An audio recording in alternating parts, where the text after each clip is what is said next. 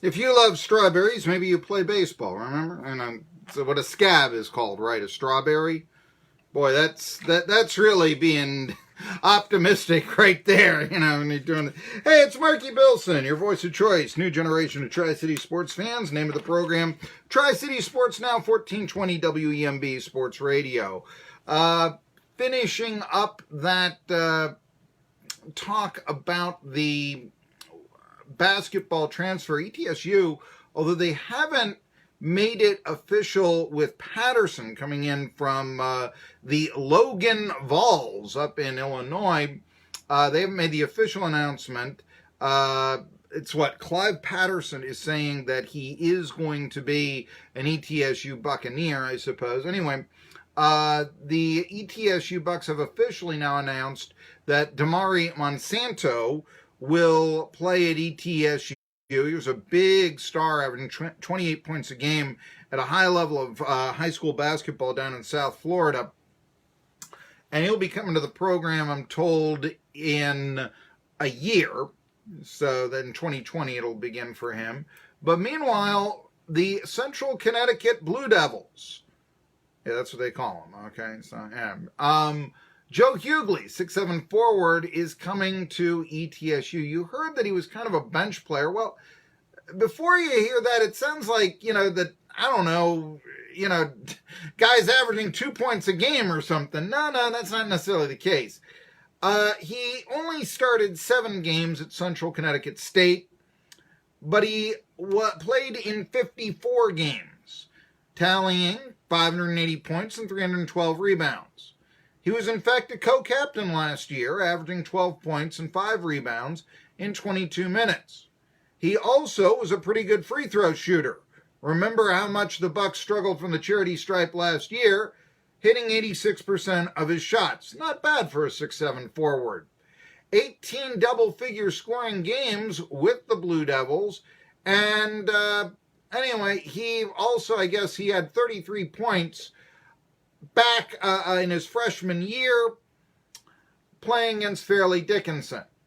Prior to Central Connecticut State, Hugley did play 1 year at Baltimore City Community College. That's a junior college, obviously. He was All-American honorable mention, starting 30 games for Baltimore City Community College. They call themselves the Panthers. He averaged 14 points a game there, and he was pretty good in blocking shots. So he's coming to the program, and it says that, let's see here, do we have this?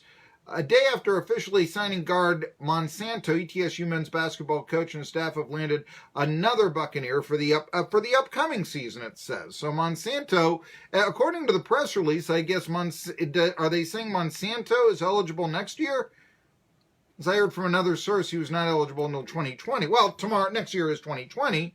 You go to January. And so anyway, I do find it that, let me see here. Let me get the old press release out for Monsanto, and we'll get to the bottom of this if the world's slowest computer will cooperate. While I'm waiting for that, I should tell you that ETSU baseball fans ought to get to the ballpark early today. That's because Friday's series opener has been moved up to 3 p.m. The Buccaneers will play UNCG. Bucks are 28-14, but they've struggled in Southern Conference play recently, falling to 500. Meanwhile, the Spartans of UNCG are 26-14. And so let's see here. The Bucks have only lost 4 games at home all year long. Tonight's pitching matchup, Micah Kazor, who's 5-0 with a 2.02 ERA, is facing a guy with a 5.66 ERA. 4-3 Phillips Sanderson.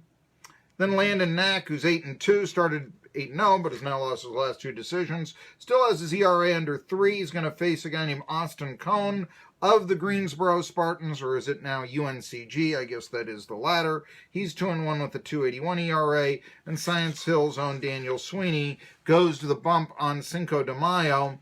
That's a 5-3 pitcher with a 3.47 record. UNCG is still deciding who to send on the bump on Sunday. But today's game has been moved up to 3 p.m. If weather permits, we will have on our 1420 WEMB Sports Radio airwaves Unicoi County Baseball as their district tournament will start against Johnson County. First pitch is slated for 7:30. The game will be brought to you by the following sponsors. Irwin's favorite dentist, Dr. Jason Cunningham, Unicoi County Gas Utility District, Health and Home Care of Irwin, Unicoi County Insurance Agency, the Computer Guy of Irwin, Irwin Utilities, Irwin Paint and Body, Clinchfield Federal Credit Union, Jones and Church Farms, Relay for Life of Unicoi County, and Jones Hardware. We will also be broadcasting, weather permitting, tomorrow's baseball game that the Unicoi County Blue Devils will be playing. There is it's a double elimination tournament, the Three Rivers Conference District Tournament. ETSU, listen to me, ETSU, UCHS has the 5th seed in the 7-team conference, which eliminated Sullivan Central yesterday by virtue of a 10-9 victory for Happy Valley, in which the Warriors actually initially led 9-0 and then had to hold on against the Cougars in their penultimate season before consolidating and becoming Westview High School with Sullivan South and Sullivan North.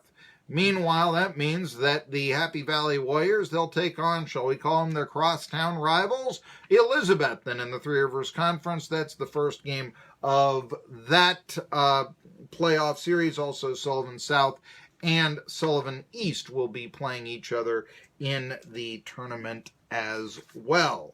So that's what's going on there with the Three Rivers Conference District Tournament. As we go forward, I'm still looking for Monsanto. Okay, here we go. And I'm reading the press release of Monsanto. Let's see here. He has signed his letter of intent to play for the Buccaneers beginning. I got some bad info. It's 2019-20. I'm playing there, so yeah. 2019-20 is the year that Monsanto will start playing. So yeah, we were kind of wondering, geez, I do remember when A.J. Jackson, that's a long time ago, signed with ETSU, and it was he'll play next year. Of course, I believe he was signed during his senior year in high school. And what else? He actually only lasted 1 year with the Bucs. That was during the Ed DeChillis era, and then he transferred to Robert Morris. So, there you go. Robert Morris, PA. He was from Western PA. We also have a couple of women's basketball notes. As, a lot of signings being named from Hutchinson Community College, which is in Kansas, Hutchinson, Kansas, obviously, and is a pretty decent, historically, junior college. Hutchinson Community College is kind of known as being sort of a, premier community college for putting out basketball talent. Well, the Bucks are getting one of those players. You heard Matt Pauley talk about it on our sports update. It's Tijuana Kimbro. There's a name for you. Tijuana Kimbro. 6'4" center out of Hutchinson Community College by way of Memphis. And as you may have heard, by the way, she played at Memphis Central High School, and she actually spent her freshman year at Northwest Florida State, where she was a teammate with Brittany Snowden, as a matter of fact. So, the ties that bind, that sort of thing. Anyway, she chooses ETSU over Southern Miss. There you go. And there you go. Brittany Ezel says that she believes she's getting an absolute steal with Tijuana. Her length, athleticism, and shot blocking ability is not something that coaches can find just anywhere. So ETSU is still trying to find a star after Tiana Tartar graduated a couple of years ago. Maybe now they've found one in the paint with Tijuana Kimbro. Of course, she is not the only player that they signed this week. There, like the men's basketball program, have been two others. First of all, Gabby Brown, didn't have a chance to tell you this before, coming in from Pearl River Community College, Fort Walton Beach. She's a 5'8" guard, and she comes to Johnson City. Like I said, she was selected to the Mississippi Junior College All-Star year in JUCO, 7 points a game. By the way, you heard this, Matt Pauley told you this, the ties that bind. Brown's godmother, Andrea Kelly, played for Brittany Ezell at Okaloosa Walton College, Northwest Florida State. There you go. So what works for Steve Forbes with the JUCO transfers, now Brittany Ezell is hoping to do the same. And by the way, I also mentioned, this one's a little critical of it actually, Makia Dowdle is coming in from Middle Tennessee State. She's a 5'9" forward, played at Oak Ridge High School, by the way. However, I do wonder about this. You know, Courtney Whitson from Dobbins Bennett, she's one of 7 players that Middle Tennessee State signed.